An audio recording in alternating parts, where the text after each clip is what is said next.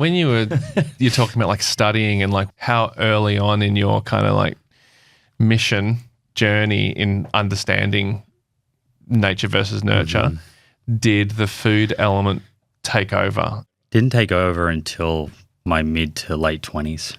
Right. So up until mid 20s, I was focused on physiotherapy. I was working with the Richmond Football Club and Coburg Football Club, who was like their feeder VFL team. I'm not sure if that's the case anymore. It might be. And I was like their junior physiotherapist, given all the great jobs. And and I was focused on like biomechanics, recovery, rehabilitation, anatomy, all of that side of things. Yeah.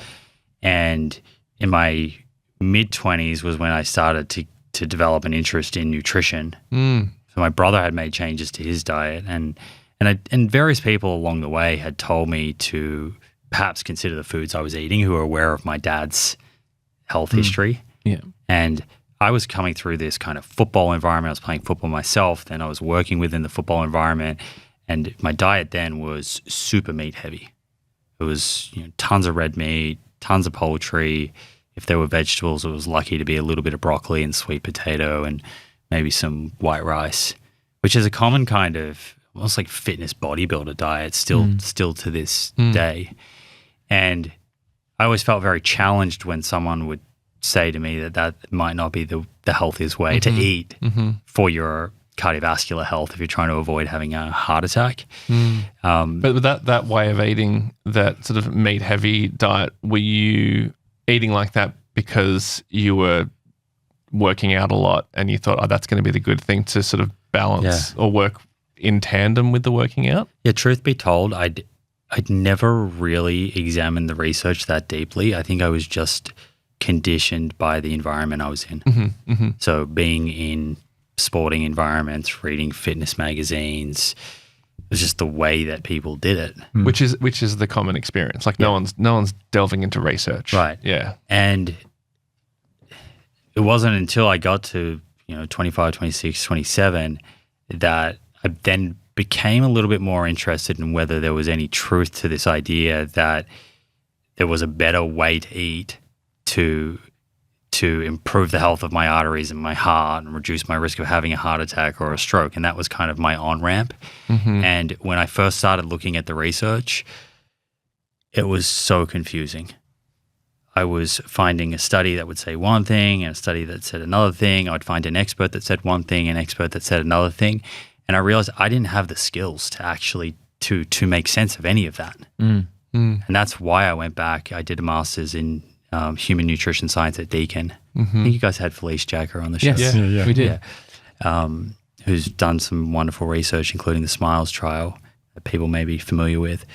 And I went back and did that. And my rationale to go back was to actually develop some skills to be able to read this literature and make sense of it. Because and you see it today. Someone on the internet will make one claim and they'll say study show, and then someone else will say study show, and it just seems like the science all over the place. But it's not necessarily that the science is all over the place. It's that key context is being left out. And often what seems to be contradictory findings, they're not contradictory. They're completely explainable when you understand what type of study it was, the method, and get into some of that nuance. But that tends to get lost when there's kind of 30-second sound bites. Yeah. Or it's like, a bit of research is sort of, compressed down to a soundbite, and that soundbite is compressed into a meme, and that meme is read by an Instagrammer who then explains it in a different way, and all of a sudden it's like so separated, disconnected. And then it enters the dinner table. Yeah. And if that information is something that confirms a bias that you already have, and you're kind of listening to that information, this is just part of human limitations. We will naturally accept a lot of information very quickly that confirms a bias. Yeah. we're not likely to challenge it. Oh, and all of a sudden I'm like swearing that like, no, it's actually really good to have 2 full blocks of chocolate a day. Like that, I actually heard that from someone. Yeah, I'm not sure where I heard it, but I definitely heard that. It sounds convincing. It's like, oh, okay, well, Ryan said he heard it somewhere. The study shows. Yeah, he read a study. Or he heard a person who read a study. Saw a picture of a person who read a study. Yeah. One of the things I do like is quite congruent with our show is that we can have an imperfect, food isn't going to be perfect every single time, and that's okay. Can you speak to that a bit? Because I feel like a lot of people feel like a pressure. There's overwhelming pressure to just like analyze everything on the plate, and this has to be the right size, and this has to be not too much, and then I can't have that. And also shame when you get it wrong. I feel a lot of shame about That's a big one. my life and diet. That's a big one. Yeah. I mean, I get that too myself. Yeah. And I think we all do to some extent. It's very easy to fall into these kind of orthorexic eating behaviors, which I think are affecting so many people today more than we realize, which is What's orthorexic is kind of like where you're just thinking about food all day. You're overthinking it, over-optimizing it. You're constantly trying to make it more pure, more clean, better. It's never good enough, right? And that can cause shame and anxiety. And I think that's the trap. The trap is trying to chase perfection. You're better to adopt a diet imperfectly over decades than to do the perfect diet occasionally. Right. Yeah. Yeah. And so when you can really adopt that mindset, you can release some of that shame. You can stop putting so much pressure on yourself. And really that's what it's about. We're talking about your overall dietary pattern, what that looks like, which is not, a single food or a single snack you have in a day, but what does it look like over weeks and months and decades, right? That's what's going to dictate your risk of chronic disease. So I agree with you. I think chasing the perfect, quote unquote, perfect diet it's a trap. And there really is no such thing as that. There's a theme of healthy eating. Certainly the research has borne out a theme, and we can discuss what that looks like.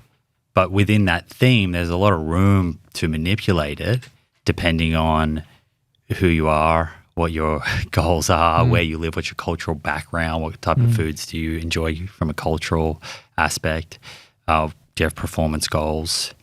So Income to a degree? Income. Yeah. It's another income, and also cooking skills. Yeah, is yeah. another big one. Yeah. People often feel shamed buying frozen vegetables. You shouldn't feel shame for buying frozen vegetables. They're often cheaper. The shelf life of them is going to be better. Less of them are going to perish in your fridge, and they're easier to cook with. And they in many cases actually have more nutrients than the fresh ones. Really? Yeah, because they're flash frozen just after harvest. Right. So there's this kind of idea out there, and often shaming that, buying frozen vegetables for your kids is, it's not going to be fresh is best, but they actually are fresh and often a lot cheaper. Yeah. Okay. I remember when I found those compressed spinach cubes, like the frozen spinach cubes for when I was making smoothies. Oh, that was a game changer. I've done that too. Oh, I love them. You've just changed my game. Yeah. Wow. Yeah, I change games. I sometimes change games. Cool, man.